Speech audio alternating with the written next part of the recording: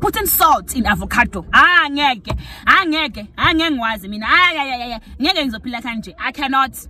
cannot, guys, for the life of me, I cannot understand how you all put salt, put letoy in avocado.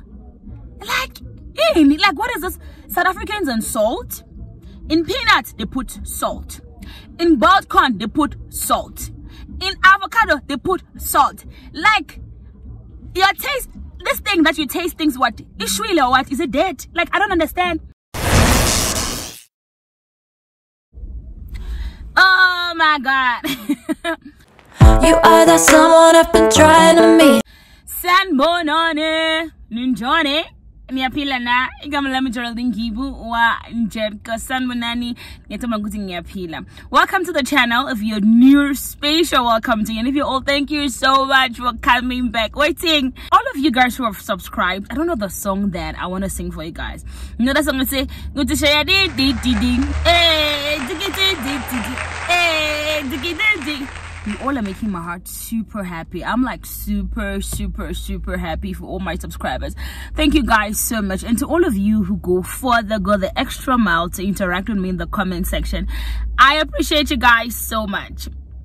Okay, without no further ado, let's get into today's video. Today's video is a car chat. Okay, I have an episode that I want to do. I don't know, car chats, because timing, you know, the things of load shedding and other things, like, you know, things that just mixed up, things that just, you know. So let's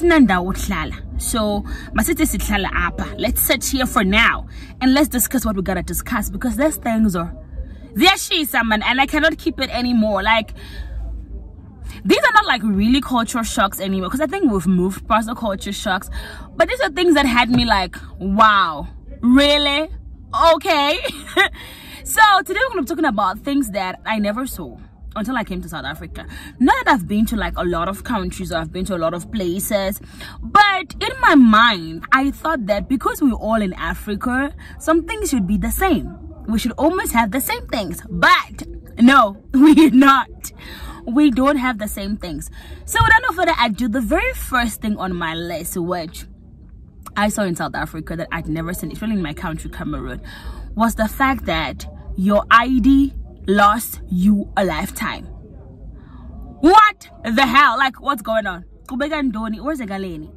In Cameroon, our ID cards are made valid for 10 years. So after 10 years, you've got to go renew it. But in South Africa, you only need to make your ID one time and that's it. That's it. It's over for you. That's it. You're good. You're sorted. And for you to make your ID, it doesn't even take you time. In Cameroon, oh, I remember when I went to make my ID, when I just turned the legal age. I went to this police station, came to this police station, went and made this one, went to, only for ID. In South Africa, ID is for a lifetime. And can we talk about passports as well? Hey, so my other friend went out to make a passport the other time, and it literally took them, I think it was a week, and the passport was out. And this person was literally complaining about, oh, their passport is 600 rand, it's so expensive. I was like, what? What did you say? Kupa ube grateful, please. It's a belief, dog. Be grateful that you can only pay 600 rand for your passport. In Cameroon, oh Jesus, when I remember, our passports are made valid for 5 years. And you should thank your God if that passport gets to you on time. Because I remember the one time I applied for a passport. By the time I received that passport, the 1 year had already expired. So I could only use that passport for 4 years. Kabanga! South African passport is for 10 years. I was like, wow. Are we all in Africa? Like, are you kidding me?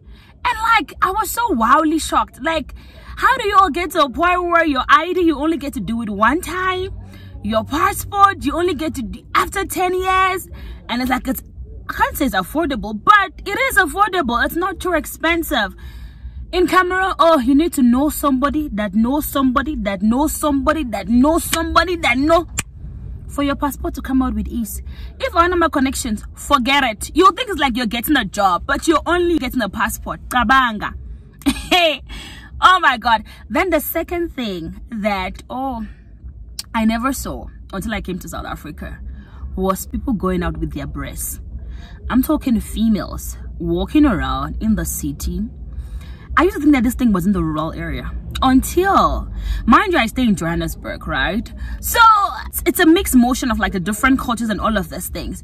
And I was so shocked on, I think it was Easter weekend, when these young girls, amazing dancers, amazing people, voice. I think I'll put that video at the end of this video, where these kids were playing the drums, and this kid didn't have the breastworks, and they were just dancing in public. I tell you, in public. I remember when I was just developing, when my boobs came out, oh, I could not play outside anymore. I could not do some things anymore. I had to be like, you get what I mean? But in South Africa, apparently it's a pride. Not apparently, it is a pride. Because these people are the virgins. Abodi Chichi. I don't know what you guys call them. I think it's Chichi, I'm sure, or it's Chichi. I'm not so sure how to pronounce it, but they're virgins, you know? And I was like, wow, okay. I've never had to see people going out with their breasts showing out, mostly among young people, you know? And for them, it's a pride where you get to show that you're a virgin. And I'm sure in your mind, you're asking, but how can they prove that they're virgins? Let me tell you, my darling, in this country, there is something they do called virginity test. So you cannot even go around and lying that you're a virgin. Utata pile spindi, whom's are you? So they also have like this virginity test. I remember back at varsity, I used to have a classmate who said like every time she goes home, she was from Natal, KZN. I know the Zulu people do. I don't know about other cultures. And she was like, whenever she goes home to Natal, they always do this rituals and check if she's still a virgin and all of those things. And I'm like, so what if they find out that you're not a virgin? What happens? She's like, well, Geraldine, those are like cultural things, and I cannot really be saying them that much. But basically, all you need to know is that we are being tested for our virginity. I was like, oh wow, okay. I never heard of that. I've never heard. I know people test for HIV, people test for TB, you know, for sicknesses, but I've never heard that people test, you know, for virginity and all of that thing. And I know that there used to be female genital mutilation back in the days, or back in the old, but I thought it was an old habit, an old thing. But I don't think with this one, it's like really a genital whatever that's a whatever that one is. But I was like, wow. So people are being tested to see if they're virgins. And people are allowed to walk around with their matwere. Hey, matwere. Hey. So it was really a wow, like wow. I was like, wow, okay. I've never seen this. This is new. Okay. Another thing also will be this thing of ancestral calling. I have never heard of that. I thought we were all Africans, and man, the whole thing of ancestral calling. If you've been in South Africa and you've never seen a sangoma, I don't know which part of South Africa you live in. I don't know, because I don't know. I don't know. You know, they walk around in beads. They have this, you know. And I remember my very first encounter at university. I think I was going to the library, and I saw these chicks in beads, and you know with this sangoma's dress. Whoo! I freaked out. I was like, oh my god, guys, this is a witch or whatever, you know, because for us, like in Cameroon, that's like witchcraft and dumelang baloi kind of thing. So I'm not used to it. My friend's like, no, Geraldine, she just has an ancestral calling. And I really I cannot remember this chick, but I know there was this one end of year function that I went to. I was accompanying a friend of mine, and I went there with her, and this chick also, she was a guest at that end of year function for this corporate, and she was literally dressed in her sangoma outfit, and she was young. I'm thinking she's like 19. That chick was, because I had a chance to have a conversation on her, because I'm a talkative like that. So I walked up to her to like understand more. I was like, wow, don't you feel a type of way like dressing and coming out here like that? And she's like, no, she's not. We go, you know, and this, and she explained to me like, no, she has an ancestral calling, but she had to go for the training, but she didn't give me like, you know, they cannot give you detail, in-depth, but it was just like, okay, wow, people get ancestral calling. You know, your ancestors are people that have passed on, right? And maybe these people had like spatial gifts or spatial talent, so when they pass on, some of the talents don't really pass on, they pass it on to somebody in the family. So let's say your grandmother was a traditional healer. when she passes on, one person in the family takes over that mantle, you know, to be a traditional healer. So when you have an ancestral calling, what I learned is that sometimes if you resist the calling, a lot of things could go bad for you. Like your life could go from 100 to a 0 until you accept that calling and do what they want you to do. Isn't line? Your things will never go straight. That's what I mean. So I was like, okay, wow, okay. I know nothing of that. So, because even though like I grew up in the city in a Christian home, part of my family was into royalty, you know, so I used to know about like traditional things from my cousin, but I've never heard of the whole part of ancestral calling or ancestors.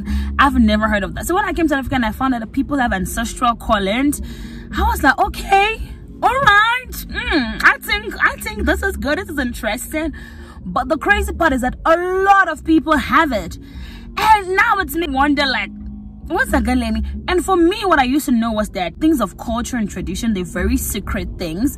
But nowadays, you know, you go on social media, you say Gogo Mang Mang is having a beef with Gogo Mang Mang, like, and you know, and they're trying to use all this, their ancestral things, and trying to say, oh, I'm gonna tagatai you, I'm gonna dumelang baloy you left, right. So sometimes it just makes me wonder, like, are we sure we're doing the right things in the right way, or are they sure they're doing things the way it's supposed to be done? But for me, seeing Abo Sangomas, you know, it was okay, I've never seen this. Okay, I've never seen people walking like this. But a lot of them are kind of like free-spirited people, good people. And I'm just happy that some of them don't even look at you and tell you live and open. You know, some people are like, ooh, I've got the spirit says this, or I think for some of them, they know, they understand privacy, where even if there's something about my life, you cannot just talk it to me in public. You've got to call me aside. But when I watch the movies like Makos, Vumani, so, and also that also had me like intrigued, and I was like, oh wow, I really wish I could consult my ancestors. I know I'm a Christian, I know some of you come to me and all of that, but I think that's one thing that I've learned from South Africa, which I really appreciate, is to say, imagine being able to talk to the people from the underworld gang, like from the land of the dead. I feel like it's intriguing. Like, I would want to have a chat with my old man and be like, daddy, nigga, you know what? Or even like just some people, my aunt, and just catch up with them and just talk to them, like. But apparently also, and another friend told me that, I don't know if this is true, South Africans, please help me, to say, if I have to consult my ancestors, I cannot do it in South Africa, because ancestors are not in South Africa, they're in Cameroon. So if I've got to consult my ancestors, I must go do it in Cameroon for me to get access to my ancestors. Because this other friend of mine who's from Lesotho, whenever like he needs to consult the ancestors, he has to go to Lesotho. So he was one who told me that, no, Geraldine, I know you're excited, you've heard about talking to the Sangomas, because also there are shows on TV where like they tell you those things where you can go consult your ancestors, and they'll come through the medium or the media, the person like the Sangoma, and they'll talk to you through that person. And I'm like, sometimes I really wish I could consult my Amadlos, especially my dad, like talk to my dad. I know Christians would be like, oh no, but I remember when I was still like in Sunday school, right? And we did have this drama story that we did, and it was all about Lazarus and the rich man. And one thing I remember from that story was that when the rich man and Lazarus died, the rich man spoke to Father Abraham and said, can you please tell Lazarus to please bring me water? And Father Abraham said something about, no, that's not possible. And he said, okay, if not for anything, can you please go talk to my brothers who are on earth, so that they do not end up like me where I am at. And from that story, I'm like, but that was the rich man. He was interceding for his brothers on earth. So I mean, if my dad is in the land of the dead, definitely, I mean, he knows me, he would definitely want good things for me, because I'm his favorite daughter, like that. I'm joking, but it's like talking to the Amadlozi, I feel like, oof, I could do a lot. I could have an entire chill and chat with the Amadlozi, chat out with my dad and be like, guy, oh my god, the Amad daughter have showed me flames, the boys and the bear. You know. And so that whole part of ancestral callings and sangomas, and it was like, okay, but it's like a wow, Okay, I want to try it, but someone told me that no, I can't. I can only consult my ancestors from Cameroon. But I know that in Cameroon, I don't think we have it. I know people do it, but what we call them is like traditional healers, and some of them are good, some of them are bad. I think for us from Cameroon, whenever we hear of a traditional healer or those kind of people, we have this mentality of like they're bad people or they're evil people and things like that. So you never really want to get too deep into it, you know. And then another thing to me that when I came to South Africa that I'd never seen anywhere was people putting salt in avocado. I